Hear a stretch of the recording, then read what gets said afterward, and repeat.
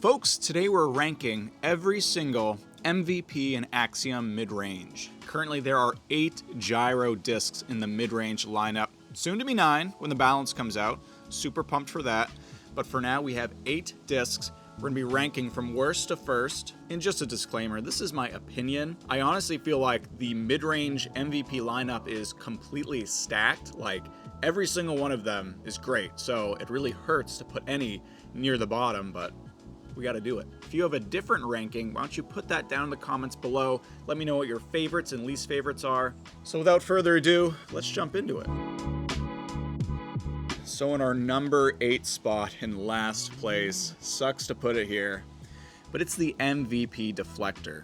Now the Deflector has the numbers 5, 3.5, 04. It is an insanely overstable, glideless mid-range. It's a really unique disc because you can do some crazy Anheuser flex lines, like unbelievable lines where this will fight out of anything, any sort of headwind this will hold up in. So it definitely has its uses, especially on the forehand because it is a very flat disc. And I know there's a lot of pros out there that also throw the Deflector. And this is the type of disc where the higher your arm speed and the farther you're throwing, the more mileage you're probably getting out of it, just because it's really good for limiting your distance. For me, I feel like the Pyro is already ridiculously overstable and kind of fulfills all of my overstable mid-range needs. So for the Deflector being even a step more overstable, I just never really feel like I need that level of overstability. But I might be the odd one out. I don't know. Sorry, Deflector, you're at 8. And next in our lineup, going to the other side of the stability spectrum, we have the MVP Uplink. This guy has the numbers 5, 5, negative 3.5. It is a really flippy mid-range. You can make some really cool lines with this. I love understable discs because of that shot shaping capability, where you can put it on hyzer, it's gonna flip all the way over to the right. It's a great roller disc. And I like using discs like this, especially for like dog legs that bend to the right, where I can put it on the backhand and just put it out flat and it's gonna turn the entire time. So it's actually a really useful disc. But for me, my biggest problem with the Uplink right now is just that it kind of sits at a weird place in the mid-range lineup, where you have the Detour, which is like a normal understable mid-range. Then you have the Paradox, which is a step even more understable. That's just like stupidly understable. So this just kind of slots in between those, and I actually bag both the Detour and the Paradox right now, so the Uplink just kind of gets left out. So it's really nothing against the Uplink, it's more just that I prefer the discs on either side of it. I feel like there's going to be Uplink people, and there's going to be Paradox people, and there's probably not going to be people who bag them both. Maybe there are, I don't know. For me, I don't need them both, so the Uplink sadly gets 7th place.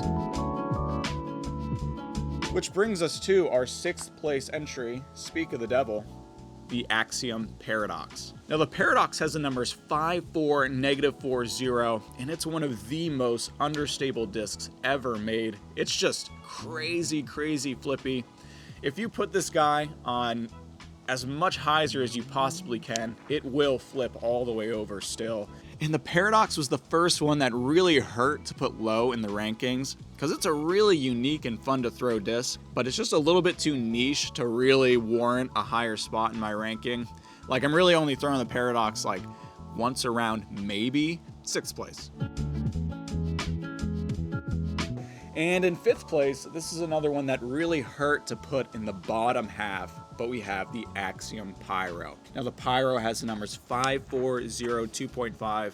We're just getting rid of all the really understable and really overstable discs here. Didn't really do that on purpose, but I think that's just because these are all kind of more niche, whereas the straighter discs are the ones that I'm reaching for like all the time.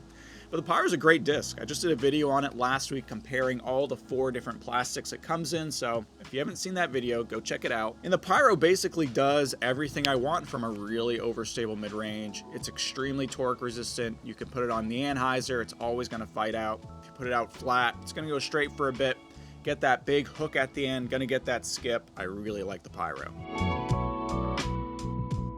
All right, now we're in the top half, so I can stop feeling bad about ranking these discs. And in 4th, I'm gonna go with the MVP Matrix.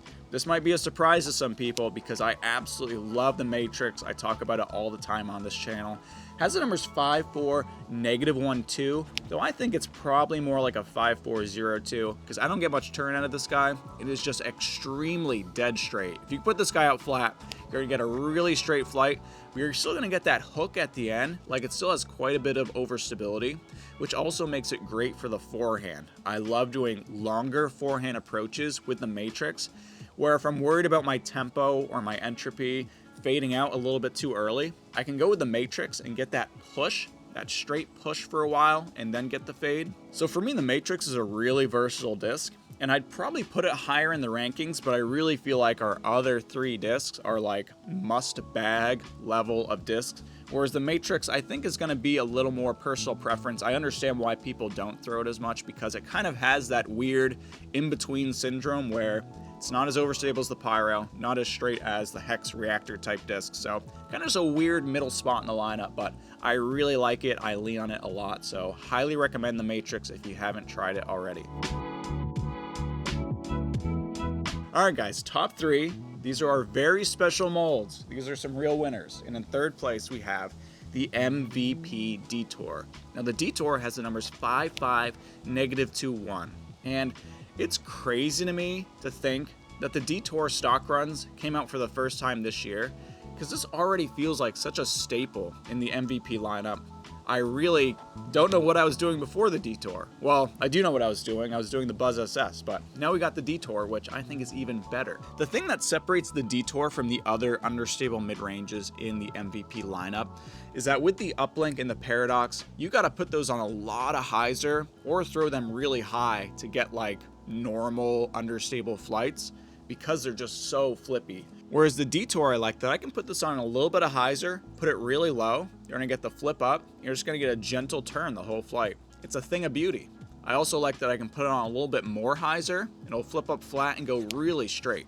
I think the Detour works really well for tunnel shots because of that, where I can put it on that hyzer angle I'm really comfortable with, and know I'm gonna go really straight. I love the Detour. I think it is a must bag in the MVP lineup. Well, folks, that leaves us with 2 discs left. So for my astute viewers, you probably already know what these 2 are. And in second place is the MVP Reactor. This guy has the numbers 5-5, -0.5, 1.5. I love that I can put this guy out flat, and I'm gonna get a super straight line drive frozen rope flight with just a little bit of fade at the end. And that fade definitely gives it some nice integrity because you know you're not gonna accidentally turn it over. And this is one where I would be bagging this and throwing this all the time, if not for our first place entry. So kind of sucks that there is that overlap in the lineup, but at the same time, we're very fortunate to choose from some really incredible straight flying mid-ranges. So the Reactor's an amazing disc, but it's second place. So you guys know, in first place, we have the MVP Tangent. Wait, what was that? The Tangent's been discontinued 4 years ago. There's no more Tangents?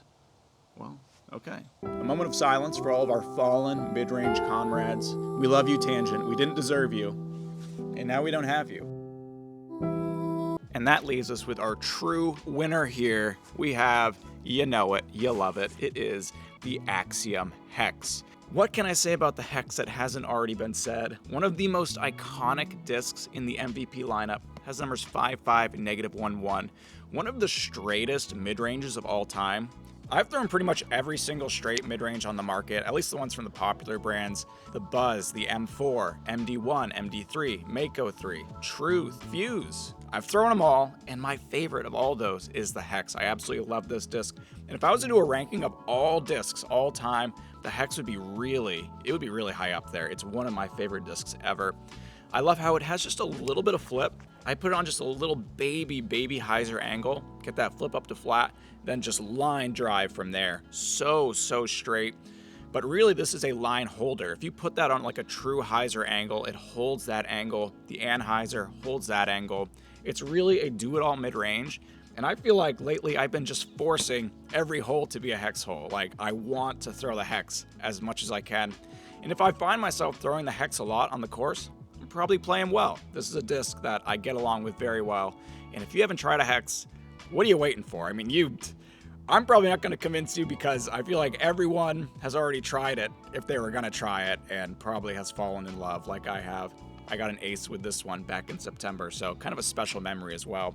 And back when I did my in the bag, a bunch of you guys commented on hexes that I should get because I kind of wanted hexes that are slightly different in flight based on plastic, and I actually picked up this Total Eclipse hex, which I really love as well. A little bit more overstable, a little bit closer to that Reactor flight. But I love how the hex, because it's so popular, it's available in a lot of plastics. You can pick up different plastic combinations and get slightly different flights, which I absolutely love. And the hex is a great option for doing that kind of lineup in your bag. And guys, like I said earlier, if you have a different ranking for your worst to first mid-ranges, let me know down in the comments below. If you're interested in picking up any discs, why don't you go check out this video's sponsor, Grow and Throw. Grow and Throw is a retailer here in Columbia, Missouri. You can also find them online at growandthrow.shop. They carry a really nice variety of discs, and they also have a pretty good amount of MVP and Axiom, and they're planning on getting more soon. So if you haven't checked them out, go there now. And if you enjoyed this video, I would really appreciate if you consider liking and subscribing. That means a lot to me. You can also follow me on UDisc community at Flying Fajita. You can follow me, I'll follow you. We'll stay connected this disc golf off-season, the long, terrible off-season. But I'm still making content all off-season long, so go subscribe. And as always, I love you guys. Stay safe out there. I'll see you next time.